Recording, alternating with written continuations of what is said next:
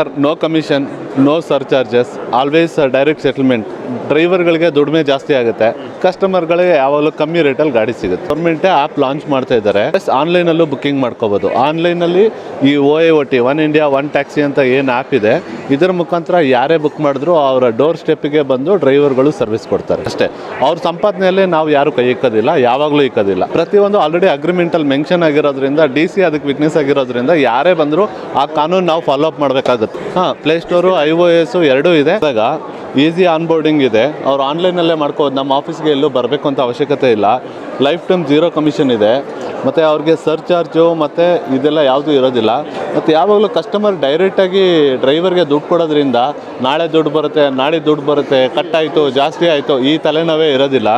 ಮತ್ತು ಇದು ಗೌರ್ಮೆಂಟ್ ಏನು ರೇಟ್ ಇವಾಗಲೇ ಅವರು ಕಸ್ಟಮರ್ ಡೈರೆಕ್ಟಾಗಿ ಡ್ರೈವರ್ ಕೊಡ್ತಾ ಇದ್ದಾರೆ. ಮೂರನೇ ವ್ಯಕ್ತಿನೇ ಇಲ್ವ ಇಲ್ಲಿ. ನೀವು ನಂಬಿಕೆ ಇದ್ದವರು ನಮ್ಮ ಆ್ಯಪ್ನ ಧೈರ್ಯವಾಗಿ ಯೂಸ್ ಮಾಡಿ. ಸೊ ನಿಮಗೆ ಒಳ್ಳೆ ರೀತಿ ಸರ್ವಿಸ್ ಕೊಡೋದಕ್ಕೆ ನಮ್ಮ ಲೋಕಲಲ್ಲಿರೋ ಡ್ರೈವರ್ಗಳು ಕಾಯ್ತಾ ಇದ್ದಾರೆ. ಸೊ ನನ್ನ ಹೆಸರು ರಘು ಅಂತ ನಾವು ಬೆಂಗಳೂರಿಂದ ಬಂದಿದ್ದೀವಿ.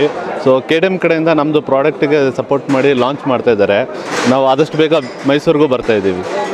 ಸೊ ನಮ್ಮದು ಬಂದುಬಿಟ್ಟು ಟೌನರ್ ಅಂತ ಅಪ್ಲಿಕೇಶನ್ನು. ಇದು ಬಂದುಬಿಟ್ಟು ಆಟೋ ಮತ್ತು ಟ್ಯಾಕ್ಸಿಗಳಿಗೆ, ಓಲಾ ಮತ್ತು ಊಬರ್ಗಳಿಗೆ ಏನು ಈ ಸೇವೆಗಳನ್ನ ಸಲ್ಲಿಸ್ತಾ ಇದ್ದಾರೆ ಮತ್ತು ಅವ್ರು ದುಡಿಯೋ ದುಡ್ಡಲ್ಲಿ ಏನು ಕಮಿಷನ್ ಅಂತ ಕಳ್ಕೊಳ್ತಾ ಇದ್ದಾರೆ.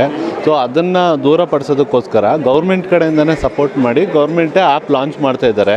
ಇದನ್ನು ಡಿಸ್ಟಿಕ್ ವೈಸ್ಗಳಲ್ಲಿ ಅವ್ರಿಗೆ ಯಾವ ಥರ ಅನುಕೂಲ ಬೇಕೋ ಅದನ್ನು ಅವ್ರನ್ನ ಅರ್ಥ ಮಾಡಿಕೊಂಡು ಅವ್ರ ಪ್ರಕಾರ DC ನಿರ್ಧಾರ ತಗೊಂಡು ಅವ್ರಿಗೆ ಆ್ಯಪ್ನ ಲಾಂಚ್ ಮಾಡ್ತಾ ಇದ್ದಾರೆ. ಸೊ ನಾವು ಈ ಆ್ಯಪ್ ಒಂದು ಸಲ ಇಂಪ್ಲಿಮೆಂಟ್ ಆಯಿತು ಅಂದರೆ ಈ ಫಿಸಿಕಲಾಗಿ ಏನು ಮೀಟ್ರ್ ಯೂಸ್ ಮಾಡ್ತಾಯಿದ್ರು ಅದರ ಅವಶ್ಯಕತೆ ಇರೋದಿಲ್ಲ. ಸೊ ಅದರ ರೀಪ್ಲೇಸ್ಮೆಂಟ್ಗೆ ನಾವು ಆ್ಯಪ್ ತರ್ತಾ ಇದ್ದೀವಿ. ಸೊ ಈ ಪ್ಲ್ಯಾಟ್ಫಾರ್ಮಲ್ಲಿ ಡ್ರೈವರ್ಗಳು ಡೈರೆಕ್ಟಾಗಿ ಬುಕ್ಕಿಂಗ್ ಮಾಡ್ಕೋಬೋದು, ಪ್ಲಸ್ ಆನ್ಲೈನಲ್ಲೂ ಬುಕ್ಕಿಂಗ್ ಮಾಡ್ಕೋಬೋದು. ಆನ್ಲೈನಲ್ಲಿ ಈ OAOT one India one taxi ಅಂತ ಏನು ಆ್ಯಪ್ ಇದೆ, ಇದರ ಮುಖಾಂತರ ಯಾರೇ ಬುಕ್ ಮಾಡಿದ್ರು ಅವರ ಡೋರ್ ಸ್ಟೆಪ್ಪಿಗೆ ಬಂದು ಡ್ರೈವರ್ಗಳು ಸರ್ವಿಸ್ ಕೊಡ್ತಾರೆ. ಲೈಕ್ ಈಗ ಓಲಾ, ಊಬರು, ರ್ಯಾಪಿಡೋ ಇವುಗಳೆಲ್ಲ ಏನು ಬಂದಿವೋ ಸೇಮ್ ಆ್ಯಪು, ಆದರೆ ಅಲ್ಲಿ ಕಮಿಷನ್ಗಳು ಜಾಸ್ತಿ ತಗೋತಾರೆ. ಯಾವಾಗ ಡ್ರೈವರ್ಗಳಿಗೆ ತೊಂದರೆ ಆಗುತ್ತೆ. ಬಟ್ ಅದನ್ನು ಆಲ್ಟರ್ನೇಟ್ ಮಾಡೋದಕ್ಕೆ ನೀವು OIOT ಅನ್ನೋ ಒಂದು ಆ್ಯಪ್ನ ಡೆವಲಪ್ ಮಾಡಿ ಇದು ಬಿಡ್ತಾ ಇದ್ದಾರೆ ಡ್ರೈವರ್ಗೆ. ಮತ್ತು ಹೌದಾ, ಕರೆಕ್ಟ್. ನೆಕ್ಸ್ಟ್ ಕಮಿಷನ್ ಜಾಸ್ತಿ ಮಾಡ್ಕೊಳ್ಳಲ್ಲ ಅಂತ ಹೇಳಿ ಅವ್ರದ್ದು ಕೂಡ ಎಷ್ಟು 10 ಆ್ಯಪ್ಗಳು ಬಂದು 10 ಆ್ಯಪ್ಗಳು ಬಂದಾಗಲೂ ಕೂಡ ಚೆನ್ನಾಗಿದ್ದು ಇಲ್ಲ. ಆಫರ್ಗಳು ಕೊಟ್ಟರು, ಕಮಿಷನ್ ಜಾಸ್ತಿ ಬಂತು. ಇವಾಗ ತುಂಬ ಪ್ರಾಬ್ಲಮ್ ಆಗ್ತದೆ. ಈ ಕೆಲವೊಂದೆರಡು ಆ್ಯಪ್ಗಳನ್ನ ನಾನೇ ಡಿಲೀಟ್ ಮಾಡಿಸಿದ್ದೆ. ತಾವು ನೋಡಿದ್ರೆ ಏನೋ ಗೊತ್ತಿಲ್ಲ. ಆ್ಯಕ್ಚುಲಿ ನಾನೇ ಡಿಲೀಟ್ ಮಾಡಿಸಿದ್ದೆ. ನಂತರ ಇವಾಗ ಆ್ಯಪ್ಗಳು ಸರಿಯಾಗಿ ದುಡ್ಡು ಕೊಡೋಕ್ಕೆ ಶುರು ಮಾಡಿದ್ರು. ಆ ಥರ ಏನಾದರೂ ಆಗುತ್ತಾ ಸರ್? ಇದು ಪ್ರೈವೇಟ್ ಪ್ಲೇಯರ್ ಆಗಿ ಬಂದಾಗ ಎಲ್ಲರಿಗೂ ದುಡಿಯೋದಕ್ಕೋಸ್ಕರ ಆ್ಯಪ್ ಮಾಡಿರ್ತಾರೆ.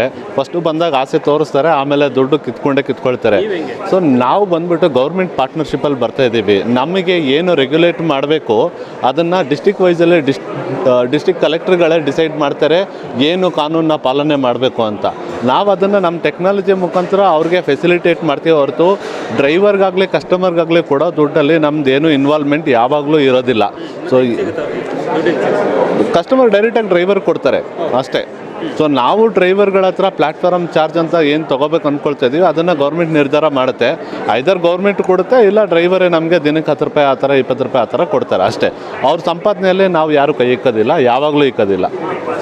ಈಗ ಈ ಥರ ಫ್ರೀಯಾಗಿ ಪ್ರತಿ ಆ್ಯಪ್ಗಳು ಬಂದಾಗಲೂ ಕೂಡ ಹೀಗೆ ಬಂದಿದ್ದು. ಅದಕ್ಕೋಸ್ಕರ ಡ್ರೈವರ್ಗಳು ಮೋಸ ಹೋಗ್ಬಿಟ್ಟಿದ್ದಾರೆ. ನನ್ನ ಹತ್ರ ಬಂದು ತುಂಬ ಕಂಪ್ಲೇಂಟ್ ಮಾಡಿದ್ರು. ಸೊ ಆ ಥರ ಇದೇನಾರು ಆಗಿಬಿಟ್ರೆ ಏನು ಮಾಡೋದು ಸರ್? ಇದರಲ್ಲಿ ನಾವು ಸುಮ್ಮನೆ ಡೈರೆಕ್ಟಾಗಿ ತಗೊಬಂದು ಅವ್ರು ಹೇಳಿದ್ರು ಇವ್ರು ಹೇಳಿದ್ರು ಅಂತ ಆ್ಯಪ್ ಕೊಡ್ತಾ ಇಲ್ಲ. ಡಿಸ್ಟಿಕ್ ವೈಸಲ್ಲಿ ನಾವು ಒಂದು ಅಗ್ರಿಮೆಂಟ್ನ ಮಾಡಿಕೊಂಡು ಇದರಲ್ಲಿ DC ಅವರು ಬಂದು ರೆಗ್ಯುಲೇಟರಿ ಅಥಾರಿಟಿ ಆಗಿರ್ತಾರೆ.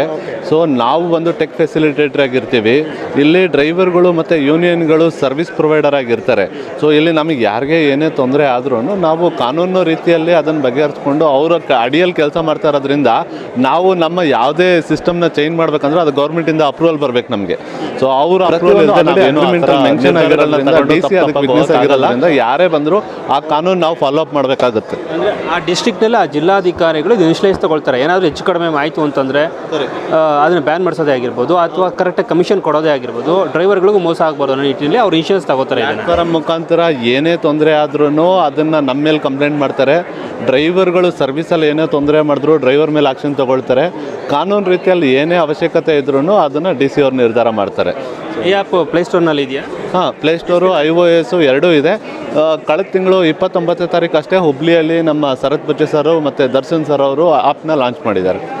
ನಾವು ಇದನ್ನು ಡಿಸ್ಟಿಕ್ ವೈಸ್ ಮಾಡ್ಕೊಂಡು ಬರ್ತಾ ಇದ್ದೀವಿ. ಇವಾಗ ನಮ್ಮದು ಬೆಳಗಾವಿಯಲ್ಲಿ ಸ್ಟಾರ್ಟ್ ಆಗ್ತಾ ಇದೆ. ಬೆಳಗಾವಿ ಇಡೀ ಕರ್ನಾಟಕದಲ್ಲಿ ಎಲ್ಲಿ ಶುರು ಆಗಿದೆ? ಹುಬ್ಳಿ, ಬೆಳಗಾಂ, ಧಾರವಾಡ ಇಲ್ಲಿಂದ ಸ್ಟಾರ್ಟ್ ಆಗ್ತಾ ಇದೆ. ಸೊ ಬೆಂಗಳೂರಲ್ಲಿ ಆಲ್ರೆಡಿ ನಡೀತಾ ಇದೆ. ಎಷ್ಟು ಜನ ಆ್ಯಪ್ನ ಯೂಸ್ ಮಾಡ್ತಾ ಇದ್ದಾರೆ? ಇವಾಗ ಒಂದು 3,000 ಜನ ಡ್ರೈವರ್ಗಳು ನಮ್ಮ ಆ್ಯಪ್ನ ಯೂಸ್ ಮಾಡ್ತಾರೆ. 3,000 ಇವಾಗ ಆಲ್ರೆಡಿ ಯೂಸ್ ಮಾಡ್ತಾ ಇದ್ದಾರೆ. ಇದ್ರ ಆ್ಯಡ್ ತುಂಬ ಕಡೆ ನೋಡಿಲ್ವಲ್ಲ ಸರ್? ನಾವೇನು ಪ್ರೈವೇಟ್ ಪ್ಲೇಯರ್ ಅಲ್ವಲ್ಲ ಸರ್, ದುಡ್ಡು ಜಾಸ್ತಿ ಸುರಿದ್ಬಿಟ್ಟು ನಾಳೆ ವಾಪಸ್ ತಗೊಳ್ಳೋದಕ್ಕೆ. ನಾವು ಅವ್ರಿಗೆ ಏನು ಸೊಲ್ಯೂಷನ್ ಬೇಕೋ ನಾವು ಕೊಟ್ಟಿದ್ದೀವಿ. ಜನಕ್ಕೆ ಹೆಂಗೆ ಅರಿವು ಬಂದಂಗೆಲ್ಲ ಅವರೇ ಉಪಯೋಗಿಸ್ಕೊಂಡು ಮುಂದಕ್ಕೆ ಹೋಗ್ತಾ ಇದ್ದಾರೆ.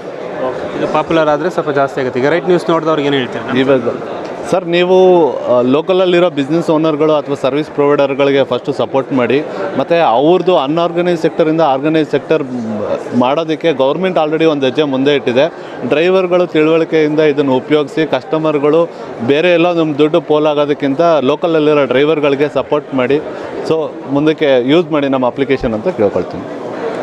ಸೊ ಇದು ಈಗ ಪ್ಲೇಸ್ಟೋರು ಮತ್ತು ಸೊ ಐವಸಲ್ಲಿ ಅದು ಎರಡೂ ಕಡೆ ಇದೆ. ಹಾಂ, ಸೊ ಇದು ಇಂಡಿಯಾ ಬೇಸಿ ಅವರ ಇದು? ಎಸ್, ಬೆಂಗಳೂರು ಸರ್, ನಮ್ಮ ಕನ್ನಡದವ್ರದ್ದು. ಹಾಂ ಸರ್, ನೋಡಿ ಇದರಲ್ಲಿ ಇನ್ ಕೇಸ್ ಈ ಟೌನರ್ ಅಪ್ಲಿಕೇಶನ್ನ ಅವರು ಯೂಸ್ ಮಾಡಿದಾಗ ಈಸಿ ಆನ್ಬೋರ್ಡಿಂಗ್ ಇದೆ. ಅವ್ರು ಆನ್ಲೈನಲ್ಲೇ ಮಾಡ್ಕೋಬೋದು. ನಮ್ಮ ಆಫೀಸ್ಗೆ ಎಲ್ಲೂ ಬರಬೇಕು ಅಂತ ಅವಶ್ಯಕತೆ ಇಲ್ಲ. ಲೈಫ್ ಟೈಮ್ 0 ಕಮಿಷನ್ ಇದೆ. ಮತ್ತು ಅವ್ರಿಗೆ ಸರ್ಚಾರ್ಜು ಮತ್ತು ಇದೆಲ್ಲ ಯಾವುದೂ ಇರೋದಿಲ್ಲ. ಮತ್ತು ಯಾವಾಗಲೂ ಕಸ್ಟಮರ್ ಡೈರೆಕ್ಟಾಗಿ ಡ್ರೈವರ್ಗೆ ದುಡ್ಡು ಕೊಡೋದ್ರಿಂದ ನಾಳೆ ದುಡ್ಡು ಬರುತ್ತೆ, ನಾಳೆ ದುಡ್ಡು ಬರುತ್ತೆ, ಕಟ್ಟಾಯಿತು, ಜಾಸ್ತಿ ಆಯಿತು, ಈ ತಲೆನೋವೇ ಇರೋದಿಲ್ಲ. ಮತ್ತು ಇದು ಗೌರ್ಮೆಂಟ್ ಏನು ರೇಟ್ ಇವಾಗಲೇ ಅವರು ಕಸ್ಟಮರ್ ಡೈರೆಕ್ಟಾಗಿ ಡ್ರೈವರ್ ಕೊಡ್ತಾ ಇದ್ದಾರೆ. 3ನೇ ವ್ಯಕ್ತಿನೇ ಇಲ್ವ ಇಲ್ಲಿ? ವಾಲೆಟ್ ಗೀಲೆಟ್ ಏನೂ ಸಿಸ್ಟಮೇ ಇಲ್ಲ ಇಲ್ಲಿ. ಕಸ್ಟಮರ್ ಬಿಲ್ ಏನು ಜನ್ರೇಟ್ ಆಗುತ್ತೋ ಆ ಬಿಲ್ ದುಡ್ಡು ಡೈರೆಕ್ಟಾಗಿ ಕಸ್ಟಮರ್ ಡ್ರೈವರ್ ಕೊಟ್ಬಿಟ್ಟು ಹೋಗ್ತಾರೆ. ಆ್ಯಪಲ್ಲಿ ಮೊದಲೇ ಇಷ್ಟ ಆಗುತ್ತೆ ಅಂತ ತೋರಿಸುತ್ತಾ ಅಥವಾ ಬಿಲ್ ಜನ್ರೇಟ್ ಆಗುತ್ತೆ? ಗೌರ್ಮೆಂಟ್ ರೇಟ್ ಅನ್ನೋದು ಬಿಲ್ಲಲ್ಲಿ ಆ್ಯಪಲ್ಲೇ ಜನ್ರೇಟ್ ಆಗಿಬಿಡುತ್ತೆ. ಸೊ ಆ ಥರ. ಮತ್ತು ಇದರಲ್ಲಿ ಬೇರೆ ಬೇರೆ ಥರ ಬುಕ್ಕಿಂಗ್ ಮಾಡ್ಕೋಬೋದು. ಅಂದರೆ ಕಸ್ಟಮರ್ ಹತ್ರ ಆ್ಯಪ್ ಇಲ್ಲ ಅಂದ್ರೂ ಡ್ರೈವರೇ ಹೆಸರು, ಫೋನ್ ನಂಬರ್ ಹಾಕಿ ಟ್ರಿಪ್ ಸ್ಟಾರ್ಟ್ ಮಾಡಿ ಬಿಲ್ ಜನ್ರೇಟ್ ಮಾಡಿ ಬಿಲ್ ಕೊಟ್ಬಿಟ್ಟು ದುಡ್ಡು ಇಸ್ಕೋಬೋದು. ಆನ್ಲೈನಲ್ಲಿ ಬುಕ್ ಮಾಡಿದ್ರೆ ಅವ್ರ ಮನೆ ಬಾಗ್ಲಿಗೆ ಹೋಗಿ ಕಸ್ಟಮರ್ನ ಕರ್ಕೊಂಡೋಗಿ ಡ್ರಾಪ್ ಮಾಡಿ ಬಿಲ್ ಕೊಟ್ಬಿಟ್ಟು ದುಡ್ಡು ಇಸ್ಕೋಬೋದು. ಎರಡೂ ಥರ ಇದೆ. ಮತ್ತು ಡೈಲಿ ರೈಡು, ರೆಂಟಲ್ಲು, ಔಟ್ ಸ್ಟೇಷನ್ನು ಈ ಸರ್ವಿಸು ಇದೆ. ಸೊ ಒಟ್ಟಿನಲ್ಲಿ ಡ್ರೈವರ್ಗೆ ಯಾವ ಥರ ಬೇಕೋ ಆ ಥರ ಕೊಟ್ಟಿದ್ದೀವಿ. ಮೀಟರ್ ಅಂತರದ ಒಳಗಡೆ ಇದು 1 ಕಿಲೋಮೀಟ್ರು ಕಸ್ಟಮರ್ಗೆ ಇಲ್ಲ ಸರ್, ಅದು ಬಂದುಬಿಟ್ಟು ಆಲ್ರೆಡಿ ಪಿಕಪ್ ಚಾರ್ಜಸ್ ಅಂತ 10 ರೂಪೀಸ್ ಇರುತ್ತೆ. ಸೊ ಅದರಲ್ಲಿ ಅವರು ಮ್ಯಾನೇಜ್ ಮಾಡ್ಕೊಳ್ತಾರೆ. ಕಸ್ಟಮರ್ಗೆ ಪಿಕಪ್ ಮಾಡೋದು, ಡೋರ್ ಸ್ಟೆಪ್ ಪಿಕಪ್ ಮಾಡೋಕ್ಕೆ ಮಾತ್ರ 10 ರೂಪಾಯಿ ಎಕ್ಸ್ಟ್ರಾ ಚಾರ್ಜ್ ಮಾಡ್ತಾರೆ. ಈ ಅಗ್ರಿಗೇಟ್ ಆ್ಯಪ್ಗಳು ಏನು ಮಾಡ್ತಾವೆ, ಸೊ ಆ ಥರನೇ ಮಾಡುತ್ತೆ, ಬಟ್ ಕಡಿಮೆ ಇರುತ್ತೆ ಅಂತ ಹೇಳ್ತಿದ್ದೀನಿ. ಹೌದು ಸರ್, ನಾವು ಇಲ್ಲಿ ಏನು DC ಹತ್ರ ಡ್ರೈವರ್ಗಳು ಮನವಿ ಮಾಡ್ಕೊಂಡು ಅಪ್ರೂವ್ ಮಾಡ್ಕೊಂಡಿರ್ತಾರೆ, ಆ ಸಿಸ್ಟಮ್ ಕೆಳಗಡೆ ಹೋಗುತ್ತೆ. ಸೊ ಬೇರೆ ಆ್ಯಪ್ಗಿಂತ ಇದು ಮೋಸ ಹೋಗಲ್ಲ ಅಂತ ಒಂದು ಗ್ಯಾರಂಟಿ ಕೊಡೋದಾದರೆ ಒಂದು ಲೈನಲ್ಲಿ ಏನು ಹೇಳ್ತೀವಿ? ಸಿಂಪಲ್ ಸರ್, ನಿಮಗೆ ಗೌರ್ಮೆಂಟ್ನಲ್ಲಿ ನಂಬಿಕೆ ಇದ್ದರೆ ನಮ್ಮ ಆ್ಯಪ್ನ ಯೂಸ್ ಮಾಡಿ. ಇದು ಗೌರ್ಮೆಂಟ್ ಸಪೋರ್ಟ್ ಮಾಡ್ತಾ ಇದೆ. ಹೌದು, ಗೌರ್ಮೆಂಟ್ ರೆಗ್ಯುಲೇಟ್ ಮಾಡ್ತಾ ಇದೆ ಸರ್. ಇವಾಗ ನಾವು ಹೆಂಗೆ ಜೀವನ ಮಾಡಬೇಕು ಯಾರು ಹೇಳ್ತಾರೆ? ಗೌರ್ಮೆಂಟ್ ಹೇಳ್ತಾರೆ. ಗೌರ್ಮೆಂಟ್ ಹೇಳಿರೋ ಧೈರ್ಯದ ಮೇಲೆ ನಾವು ಆಚೆ ಕಡೆ ಓಡಾಡ್ತೇವೆ. ನಾವು ತಪ್ಪು ಮಾಡಿದ್ರೆ ಪೊಲೀಸವ್ರು ಇಟ್ಕೊಂಡು ಹೋಗ್ತಾರೆ. ಇವಾಗ ನಮ್ಮನ್ನು ಹಂಗೆ ಗೌರ್ಮೆಂಟ್ ರೆಗ್ಯುಲೇಟ್ ಮಾಡ್ತಿದ್ದಾರೆ. ನಾವು ತಪ್ಪು ಮಾಡಿದ್ರು ನಮ್ಮನ್ನು ಗೌರ್ಮೆಂಟ್ ಅವ್ರು ಇಟ್ಕೊಂಡು ಹೋಗ್ತಾರಲ್ವಾ? ಹಾಗಾಗಿ ನೀವು ನಂಬಿಕೆ ಇದ್ದವರು ನಮ್ಮ ಆ್ಯಪ್ನ ಧೈರ್ಯವಾಗಿ ಯೂಸ್ ಮಾಡಿ. ಸೊ ನಿಮಗೆ ಒಳ್ಳೆ ರೀತಿ ಸರ್ವಿಸ್ ಕೊಡೋದಕ್ಕೆ ನಮ್ಮ ಲೋಕಲಲ್ಲಿರೋ ಡ್ರೈವರ್ಗಳು ಕಾಯ್ತಾ ಇದ್ದಾರೆ. ಡ್ರೈವರ್ಗೆ ಏನು ಬೆನಿಫಿಟ್ಟು ಮತ್ತು ಕಸ್ಟಮರ್ಗೆ ಏನು ಬೆನಿಫಿಟ್? ಇದರಲ್ಲಿ ಒಂದೇ ಆ್ಯಪ್ನಲ್ಲಿ 2 ಥರ ಇದೆ sir. No commission, no surcharges, always direct settlement. ಡ್ರೈವರ್ಗಳಿಗೆ ದುಡಿಮೆ ಜಾಸ್ತಿ ಆಗುತ್ತೆ, ಕಸ್ಟಮರ್ಗಳಿಗೆ ಯಾವಾಗಲೂ ಕಮ್ಮಿ ರೇಟಲ್ಲಿ ಗಾಡಿ ಸಿಗುತ್ತೆ. ಇದು ರೈಟ್ ನ್ಯೂಸ್.